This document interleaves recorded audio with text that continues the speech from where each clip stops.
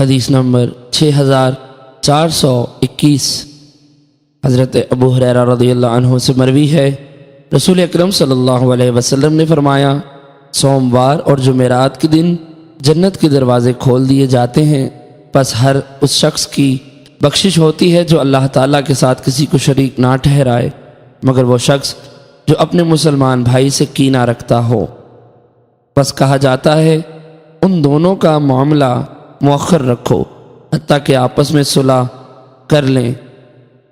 ان دونوں کو دیکھو حتیٰ کہ آپس میں صلح کر لیں، ان دونوں کو مہلت دو حتیٰ کہ آپس میں صلح کر لیں۔ حدیث نمبر 6422 امام مسلم رحمۃ اللہ علیہ نے اس حدیث کی 2 سندیں اور بیان کی ہیں، ایک روایت میں متحاجری اور دوسری میں محتجرین کا لفظ ہے، ایک دوسرے کو چھوڑنے والے۔ حدیث نمبر 6423 حضرت ابو ہریرہ رضی اللہ عنہ سے مرفوعاً مروی ہے، یعنی حضور علیہ الصلوۃ نے فرمایا کہ ہر سوموار اور جمعرات کو اعمال پیش کیے جاتے ہیں تو اللہ تعالیٰ اس دن ہر اس شخص کی بخشش فرماتا ہے جو اللہ تعالیٰ کے ساتھ کسی کو شریک نہ ٹھہرائے، سوائے اس شخص کے جو اپنے بھائی سے کینہ رکھتا ہو۔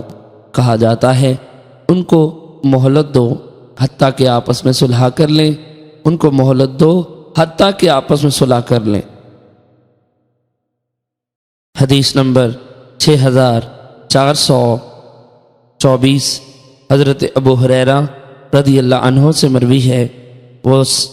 رسول اکرم صلی اللہ علیہ وسلم سے روایت کرتے ہیں، آپ نے فرمایا ہر ہفتہ میں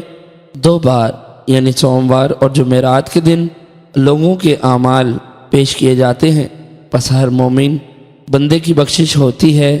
مگر وہ 2 بندے جن کے درمیان کینہ ہو، بس کہا جاتا ہے ان کو مہلت دو حتیٰ کہ یہ رجوع کر لیں۔